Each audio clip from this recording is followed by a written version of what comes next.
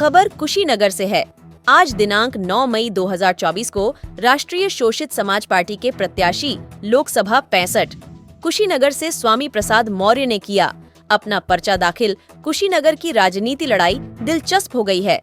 देखना यह है कि 1 जून को जनता किसको चुनती है अपना सांसद। कांग्रेस की तरफ कोई बयान नहीं आया, समाजवादी पार्टी की तरफ से भी कोई ऐसा बयान नहीं आया। देखिए, मैं क्योंकि भारतीय जनता पार्टी के 10 साल के कार्यकाल में देश का करोड़ों करोड़ नौजवान बेरोजगार हो गया, सरकारी नौकरियां छीन ली गई, आज महंगाई से आम जनता का जीना हराम हो गया, किसानों को लाभकारी मूल्य देने का वादा करने वाले लोग लाभकारी मूल्य तो दे नहीं पाए, एमएसपी तक की घोषणा नहीं कर पाई और एमएसपी की मांग पर बुरी तरीके से लाठियां चटकाई गई, बरसाई गई, रास्ते में कील कांटे बिछाए गए, दुश्मनों जैसा व्यवहार किया गया।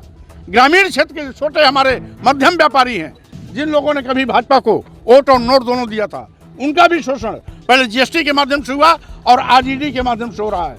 यही नहीं, आज अनुसूचित जात जनजात और पिछड़ों का आरक्षण शून्य और निष्प्रभावी कर दिया गया है।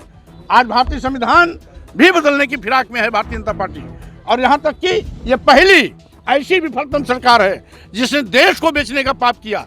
देश के सभी बंदरगाह बेच दिए गए, एयरपोर्ट बेच दिया गया, एयर इंडिया बेच दिया गया, यहाँ तक कि सभी रेलवे स्टेशन बेच दिए गए, कई दर्जन ट्रेनें भी अदानी और अंबानी को दे दिया गया, LIC जैसी बड़ी संस्था बेच दी गई, जिसमें नौजवानों को सरकारी नौकरियां कभी मिलने की उम्मीदें थी, निजी हाथों में बेचकर मोदी सरकार ने नौजवानों के अरमानों पर पानी फेरने का काम किया है। यही नहीं, आज लोकतंत्र को कुचलने का भी दुस्साहस यह सरकार कर रही है।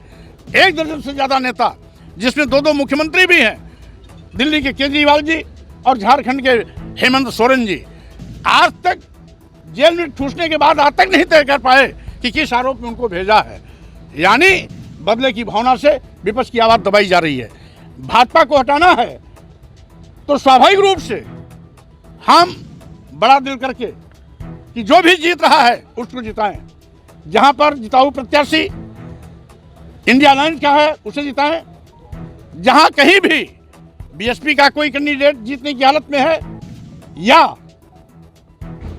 भीम आर्मी पार्टी का कोई कैंडिडेट है, आजाद समाज पार्टी का है, राष्ट्रीय स्वतंत्र समाज पार्टी का है, जो विपक्ष का नेता भारतीय जनता पार्टी को हराने की पोजीशन में है उसको जिताने का काम करें। ये मैंने अपील पहले भी किया था, आज भी कर रहा हूं। और चूंकि इंडिया अलायंस के लोगों ने कहीं कहीं भारतीय जनता पार्टी को वाकओवर दिया है, ऐसी हालात में जहां जहां वाकओवर दिया गया है वहां जो भी विपक्षी पार्टी का नेता मजबूती से चुनाव मैदान में है उसको जिताने की मैं अपील करता हूं। ओल्ड पेंशन के बारे में क्या कहना चाहिए? स्वाभाविक रूप से ओल्ड पेंशन मिलना चाहिए, क्योंकि आज 86 लाख हजार करोड़ कुछ चंद उद्योगपतियों का इस सरकार ने माफ किया। कुछ चंद उद्योगपतियों, जिसमें 40-45 बड़े उद्योगपति हैं, उनका कर्जा माफ किया। नॉमिनेशन दाखिल किया है, नीचे कीजिए और नीचे करिए ना। राष्ट्रीय शोषित समाज पार्टी, जिसका भी कुछ दिन पहले ही मैंने सार्वजनिक घोषणा की थी, आज कुशीनगर जनता की बेहद चाहत और मांग को देखते हुए मैंने कुशीनगर लोकसभा से प्रत्याशी के रूप में पर्चा भरने का काम किया है। और कुशीनगर की जनता से मेरा रिश्ता एक परिवार का है। जब से मैं कुशीनगर आया हूं, यहाँ की जनता ने मुझे हाथों हाथ लिया, भरपूर स्नेह प्यार।